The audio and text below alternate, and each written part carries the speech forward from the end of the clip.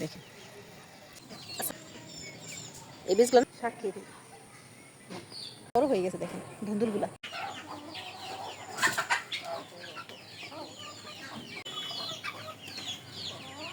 আসসালামু আলাইকুম, আপনারা সবাই কেমন আছেন? আলহামদুলিল্লাহ আমরা ভালো আছি। আজকে দেখেন এই যে আমি আজকে কিছু সবজি বিচি লাগাবো, এই জন্য আপনাদের দেখাই। দেখেন এই যে আজকে বিচ নিয়ে আসছে। চারিদিকে দেখেন আমার তারা ফুল গাছ কিন্তু মাশাআল্লাহ সেই লাগতেছে। আর এই ফুলগুলো কিন্তু একদম 12 মাস হয়। দেখেন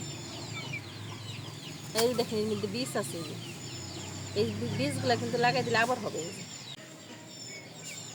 এই বীজগুলো না লাগাই দিবেন আবার হবে।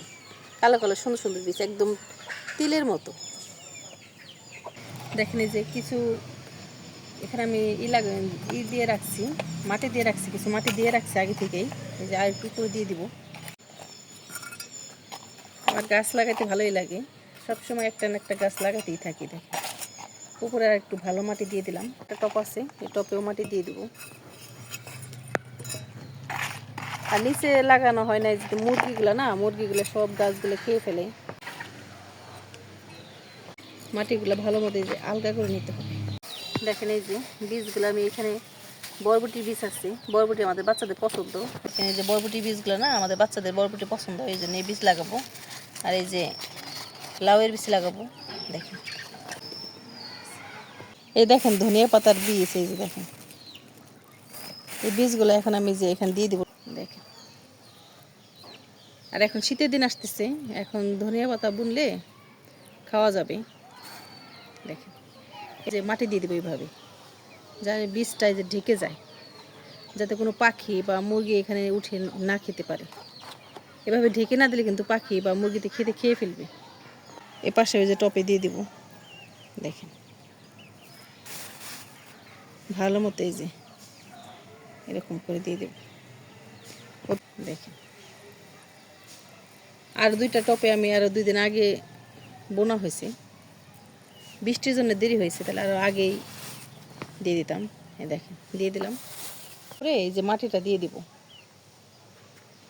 আর যারা যারা আমাদের ভিডিও দেখেন, যারা আমাদের চ্যানেলটাকে সাবস্ক্রাইব করছেন, তাদেরকে অসংখ্য ধন্যবাদ।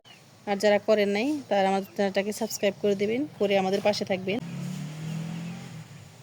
দেখেন এই যে এখানে একটা আমি ঝাড় বানাই নিছি, কিন্তু একটু উঁচা থেকে দেখেন গোবর সারটা দিয়ে দিছি, আর উপরে ভালো মাটি দিয়ে দিছি। দেখেন এখানে এখন আমি লাগাবো। দেখেন এখন এই যে এখানে আমি লাউয়ের বিচি বুনে দেবো। এই যে লাউয়ের বিচি বুনে দেবো এখনই, যাতে শীতের দিন লাউটা ধরে। দেখেন এই 4টা বুনলাম, আর কয়েকটা বরবটির বিচি আছে, বরবটির বিচি দিয়ে দেবো। বরবটির এই পাশে দিয়ে দেবো।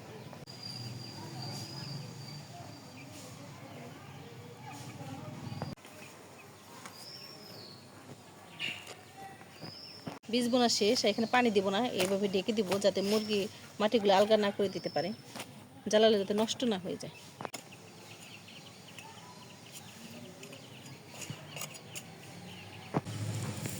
এখানে কয়েকটা যে বরবটি বীজ বুনে দিই, টপে লাগাই দিই। এগুলো একটু বড় হইলেই ধরে, 4টে দিয়ে দিব। একটু জায়গায় আমি এই যে ডাটার বিচি লাগাবো। দেখেন ডাটার বিচি বুনে দেব, যাতে ডাটা এখনই হয়ে যাবে। ডাটাটা সবসময় খাওয়া যায়, আর ডাটা খেতে কিন্তু ভালোই লাগে। এই যে দেখেন এই যে এখান থেকে আমি আগে মাটিগুলো আলগা করে নিচ্ছি, এখন এই যে বুনে দেবো।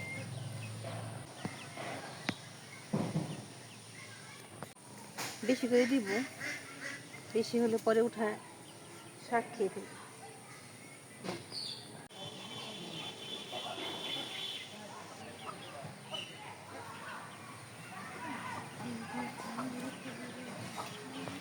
দেখেন এই যে একবার বড় হয়ে গেছে, দেখেন ধুন্দুলগুলা।